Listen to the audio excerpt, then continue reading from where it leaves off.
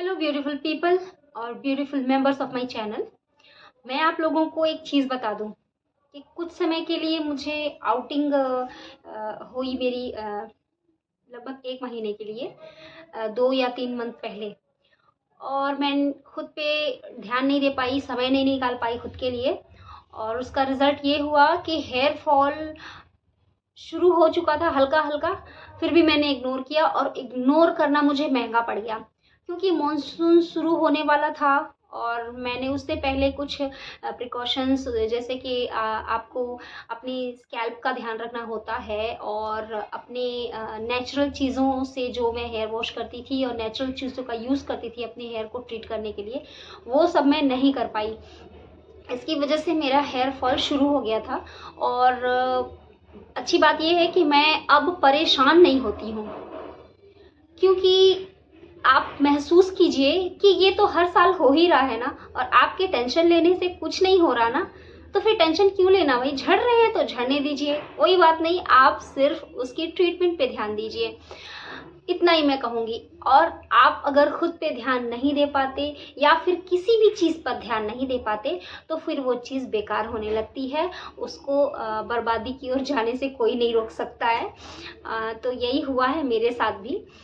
तो जैसे कि मैंने बताया कि हेयर फॉल मेरे स्टार्ट हो गए थे, तो मैंने टेंशन तो नहीं लिया, और मैंने कोशिश की कि जो मेरी स्कैल्प की इचीनेस है, जो कि बरसात में बढ़ जाती है, मानसून के टाइम पे आप देखेंगे कि बालों में खुजली होती है, और आपको टाइम टाइम पे हेयर वॉश करना होता है फ्रीक्वेंटली। जैसे कि आप 1 वीक में हेयर वॉश कर रहे थे, तो उसको आप वीक में 2 बार कर दीजिए। ठीक। अब आप इससे होगा क्या कि इससे आपके स्कैल्प पे जो इन्फेक्शन हो जाता है वो थोड़ा कंट्रोल होगा, और सिर्फ इससे काम नहीं चलने वाला। तो मैंने सोचा कि ऐसी कौन सी चीज़ है जिसको मैं यूज़ करूं और मेरे जो स्कैल्प की इन्फेक्शन जिसकी वजह से खुजली होती है वो ख़त्म हो जाए। पहले तो मुझे ध्यान नहीं आ रहा था, फिर मैंने रीठा यूज़ किया कि रीठे से जो स्कैल्प को थोड़ी देर ऐसा रख के रहने दो तो फिर इचीनेस चली जाए, उससे नहीं गया। अब मैंने एप्पल साइडर विनेगर यूज़ किया। एप्पल साइडर विनेगर से आपके हेयर शाइनी भी होते हैं और स्कैल्प में खुजली नहीं होती। लेकिन वो मैं काफ़ी समय से यूज़ कर रही थी, तो डैंड्रफ तो नहीं हुआ, लेकिन उससे हेयर फॉल पे ज़्यादा कुछ असर पड़ा नहीं था। पिछली बार के एक्सपीरियंस से मैं बता रही हूँ। अब बहुत खोजने के बाद एक बार क्या हुआ सडनली, जो कि मैंने एक शॉर्ट वीडियो डाली हुई थी कि मेरे पैर की उंगलियों में, ये बरसात का जब मौसम शुरू होता है या फिर नहीं भी होता और मॉइस्चर होता है, तो मेरे पैरों की उंगलियों में इचीनेस बढ़ जाती है। अब इचीनेस बढ़ती है तो मुझे एक दिन सडनली पता नहीं कैसे एक वो आया, विचार आया कि ये चीज़ तो बहुत ही अच्छी डिसइंफेक्टेंट का काम करती है, तो क्यों ना मुझे इसको यूज़ करना चाहिए। तो मैंने उसको अपने पैरों पे लगाया। पैरों पे लगा करके उसको थोड़ी देर मैंने छोड़ दिया, ऐसे ही 5 मिनट के लिए। अब आप विश्वास नहीं करेंगे कि 50% ही कम हुआ। फिर मैंने सोचा कि दूसरी बार यूज़ करने से शायद और इसका असर बढ़ेगा, और सच में बढ़ा। तो फिर मेरे दिमाग में, क्योंकि मैं ढूंढ ही रही थी डिसइंफेक्टेंट जो कि सर पे लगाया जा सके, वैसा वाला डिसइंफेक्टेंट नहीं जो हम फ्लोर क्लीनिंग के लिए, किचन क्लीनिंग के लिए यूज़ करते हैं, तो मैंने सोचा मैं क्या करूं जो फंगल इन्फेक्शन को दूर किया जा सके। तो फिर मैंने सोचा कि स्किन पे मैं यूज़ कर रही हूँ तो ये तो परफेक्ट है, इससे तो कोई प्रॉब्लम नहीं हो रही, तो मैं इसको स्कैल्प पे भी यूज़ कर सकती हूँ। तो मैंने एक एक्सपेरिमेंट किया, और वो मैंने हाथ में लिया, अपना हेड वॉश किया। हेड वॉश करने के बाद मैंने उसे पूरे अपने स्कैल्प पे लगाया।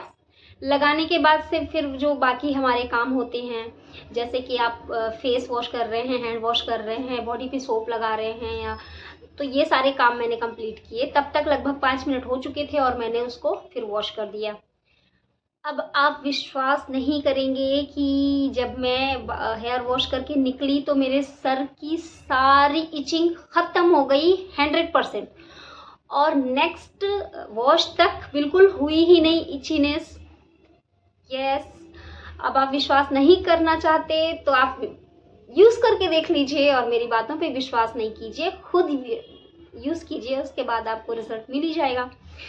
तो ऐसा हुआ, सेकेंड टाइम भी मैंने यूज़ किया और ऑलमोस्ट गॉन, सिर्फ 2 यूज़ में।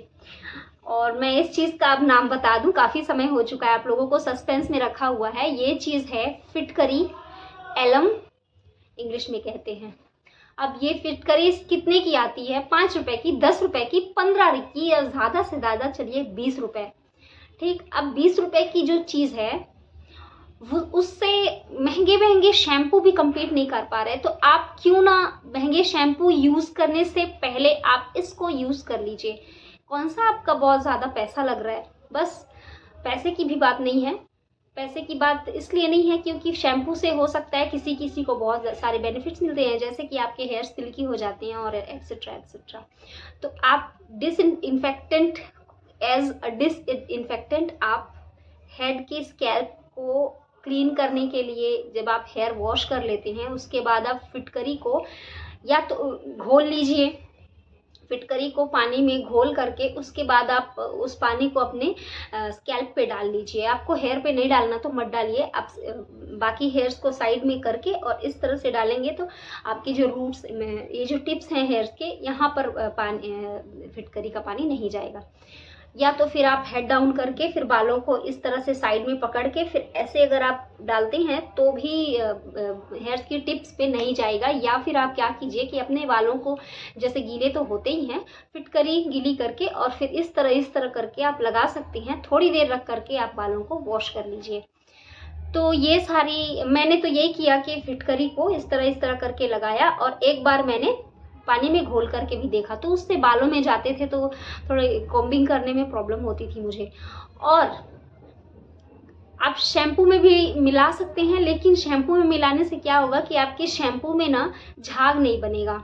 झाग नहीं बनेगा तो फिर आपको अच्छा नहीं लगेगा कि आपने शैम्पू यूज़ किया पर यूज़ करने जैसा नहीं लगेगा। इसके लिए मैं आपको ये रेकमेंड नहीं कर रही हूँ। आपकी मर्जी है, आपको शैम्पू मिलाना है तो मिला करके लगा सकते हैं, पर फिर उसमें झाग नहीं आने वाला बिल्कुल भी। ठीक है, अब आप ये ट्राई करके देखिए।